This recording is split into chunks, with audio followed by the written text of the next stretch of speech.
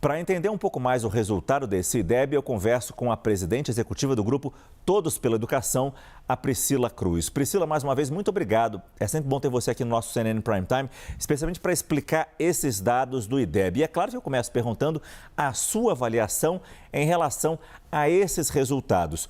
Por que só o início do ensino fundamental alcançou de fato essa meta? Uhum. Boa noite, Márcio. Boa noite a todos. Que bom estar aqui com vocês. Olha, em geral, esses são resultados bastante preocupantes, porque basicamente o que eles nos dizem? Que o Brasil voltou para o nível que a gente tinha de aprendizado pré-pandemia, né, de 2019. Acontece que o mundo está cada vez mais complexo, o mundo inteiro avançou, esses estudantes precisam desse aprendizado. A gente teve esse tempo todo em que não houve, ou pelo menos de forma insuficiente, recuperação da aprendizagem, investimento em formação de professores. Então, basicamente, a gente ficou parado esse tempo todo, isso é muito ruim. E no quinto ano, né, no Fundamental 1, a gente tem uma leve melhora. Eu sou um pouco mais pessimista, porque eu acho que bom que bateu a meta, mas é insuficiente, porque quando a gente olha esse avanço, é um avanço muito tímido. Então, que pena que a gente avançou tão pouco, apesar de tantas políticas relativas à melhoria da alfabetização, à expansão da educação integral. Então, eu fico muito preocupada com esses dados, porque eles revelam uma certa fadiga em relação a essa gestão educacional. Por outro lado, Márcio, aqui, desculpa me estender um pouco Não? mais, a gente sempre precisa olhar para além dessas médias, que em alguns lugares, estados, municípios, a gente teve melhorias muito importantes. A gente teve melhorias altos avanços no Pará. A gente teve em Goiás, que está em primeiro lugar no ensino médio, e mesmo assim avançou acima da média brasileira. A gente tem estados do Amapá, Alagoas, que vem avançando em todas as etapas. Então, a gente tem aqui alguns bons exemplos que precisariam ser os faróis da educação brasileira. Por outro lado, estados grandes, né, populosos, tiveram quedas importantes, né? São Paulo, notadamente, Rio de Janeiro teve queda, estado, né? Então, a gente precisa também olhar com muito alerta essas quedas, porque no final das contas, quando a gente soma os avanços e os retrocessos, a gente tem essa estagnação. Mas a gente tem que olhar para além dessa média e ver o seguinte: tem em muitos lugares avanços que a gente precisa considerar, aplaudir, celebrar, aprender com eles.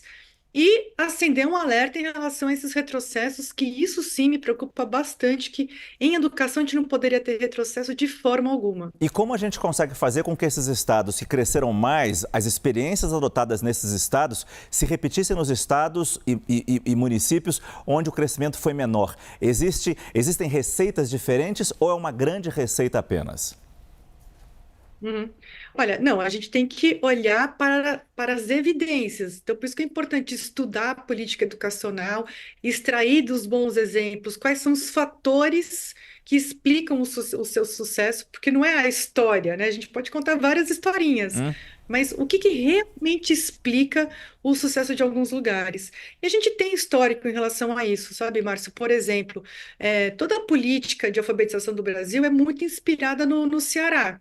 Então, a gente já tem essa cultura de olhar para aquilo que funciona. A expansão da educação integral também, muito baseada na experiência de Pernambuco. Onde que eu acho que a gente realmente precisaria melhorar bastante no país, porque eu não acho que é uma questão de ter clareza em relação a quais são as políticas.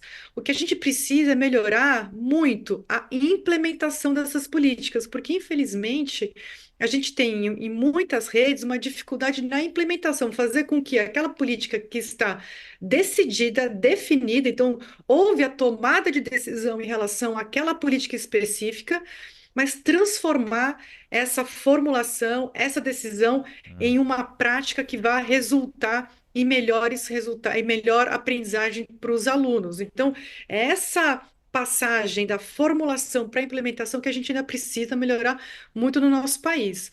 E além disso, né, ou dentro disso, né, melhor dizendo, Aham. investir na formação de professores. Não tem jeito, não tem mágica. Aquilo que realmente pode fazer com que a gente amplie, né, os limites dos resultados educacionais do Brasil é a atuação dos professores. Para que os professores tenham uma atuação de excelência nas salas de aula, a gente precisa fazer da formação de professores a grande obsessão, seja da gestão federal, das gestões estaduais, das gestões municipais. Não tem segredo, a gente precisa melhorar a formação inicial, que no Brasil tem grandes defasagens, dificuldades, formação de professores em serviço, né, que é a Sim, formação sim. continuada, e garantir que esses professores tenham um bom trabalho sendo executado na sala de aula. Priscila Cruz, presidente executiva do grupo Todos pela Educação. Obrigado pela sua presença no nosso Prime Time. Boa noite. Boa noite, Márcio, obrigada. Obrigado a você.